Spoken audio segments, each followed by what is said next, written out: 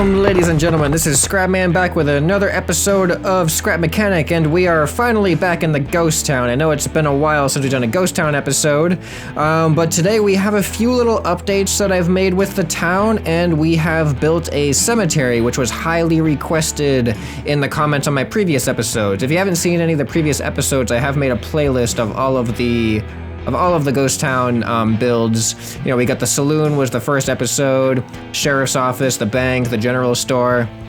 Now, one of the other common requests was a train station or a train, and I have built some train tracks. As you can see, they are very long and very far train tracks, and I have not even welded them to the ground yet because I don't know where I want to put them. But I was experimenting with some train stuff, and the physics of Scrap Mechanic is just really tough to make a train that looks real or train tracks that look real, but can also support a train without them falling off the tracks, because I've made stuff that is designed to stay in between the rails and things, but they always eventually end up falling out of the track anyway. And I haven't thought of a good way to solve that without having to modify the tracks to look unrealistic or modifying the train to look unrealistic. So this is a work in progress. We're gonna see what happens with that. I might be able to build the station though, itself, without the train yet. And then we can have, you know, if it's a ghost town, then you shouldn't expect a train to be coming by. Or maybe I can just make a stationary train that doesn't actually move as part of like the decoration. Because I have some of the, like back here with the station wagon, like this doesn't actually move. Oop, there goes the lag. Yeah, and the problem so far is the buildings themselves are very laggy when you actually go inside. But hopefully that'll be resolved sooner than later. So another modification I've made is, as you can see, I've added the tumbleweeds back in. I've added some cactuses for the atmosphere and some of those cow skulls on the ground, but I've also welded these buildings together so that they form one big unit instead. So we got the sheriff's office over here, we got our bank, should probably close these doors, and the general store. And the reason why I welded them together is because historically in the research that I was doing, the bank is usually trapped in between, not trapped, but isolated, what are the words I'm looking for? Contained within two buildings on either side. And the reason why that is because to prevent robberies, it's good if you have less walls exposed to the robbers. So that way, the robbers can only go through either the front door or the back wall is the only other wall that's exposed, but usually that was more heavily fortified, so it'd be a little bit more difficult. So that's why I've decided to put the buildings right next to each other to make it a little bit more historically accurate. At least, that's what my researchers told me. But I don't know, maybe I'm wrong. But the main attraction today is, of course, the cemetery. So this took about an hour to build. I'm gonna show you the time-lapse on the screen right now. And if you watch the time-lapse, it's mostly, what really took up most of the time was making sure everything was aligned properly. And I just made a lot of mistakes with that. I don't know why, but I couldn't line things up very well, and you'll see me just go back and redo all kinds of things, and that just took way more time than I wanted it to. But eventually we got there, and we got the entire cemetery in working order. And I'll let the rest of this time-lapse play back, and then we'll do a walkthrough once it's done. See you on the other side. No pun intended.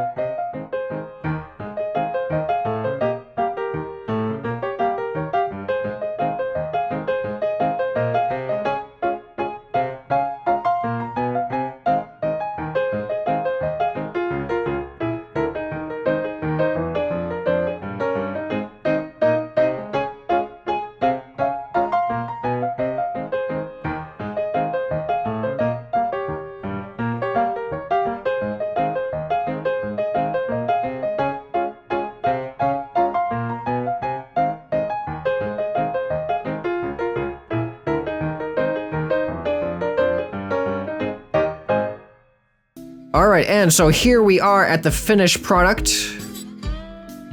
So as you can see, it is very symmetrical, which I don't really know if that's historically accurate or not, but this is more just for me. I enjoy it when I enjoy it more when things actually look symmetrical and purposeful. So I've aligned all these different segments and all these different gravestones to be in a very specific place.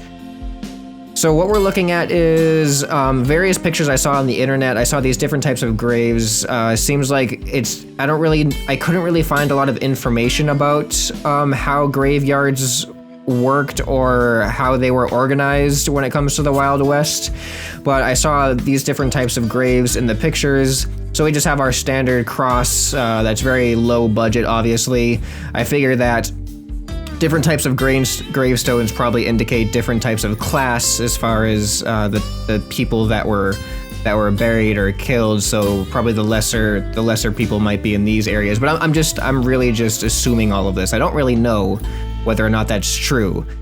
But so we have our smaller gravestones with the curves. We have our square gravestones here, and we have our larger square or curved gravestones as well. And then the really fancy kind of, I don't even know what these are called, like the larger gravestones with the entire room for the body as well. And I have seen some other pictures, and I was thinking about doing it, but some graves have, like, you know, rocks and stuff lining them like this.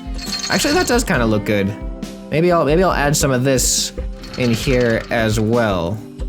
I don't know.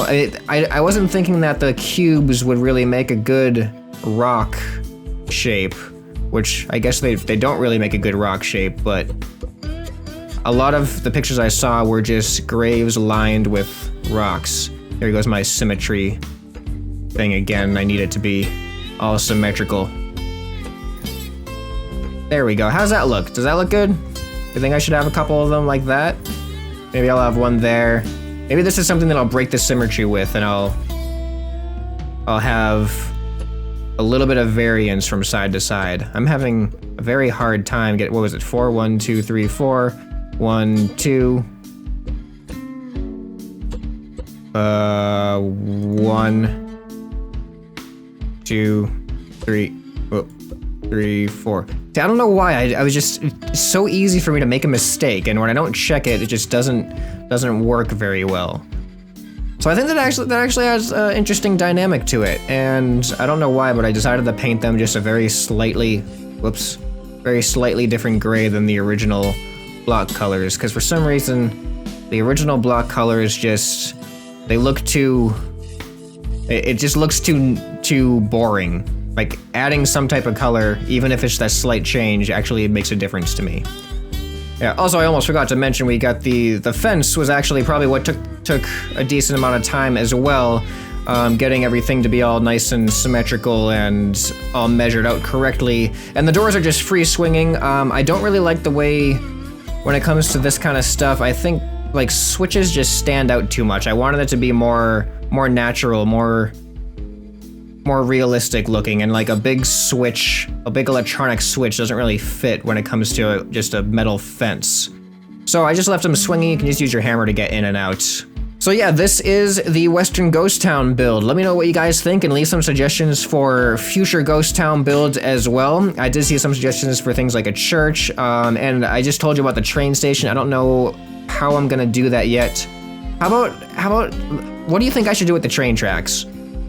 Should I put them over here? Should I put them somewhere else? I always figured that the train track should give you access to the saloon. Like, the saloon should be right at the front of town, and the trains should drop you off where you can just go ahead and enjoy a drink in the saloon and get your room or whatever social stuff you want to do as well. This is definitely the biggest build of all of this. This took the more time out of anything.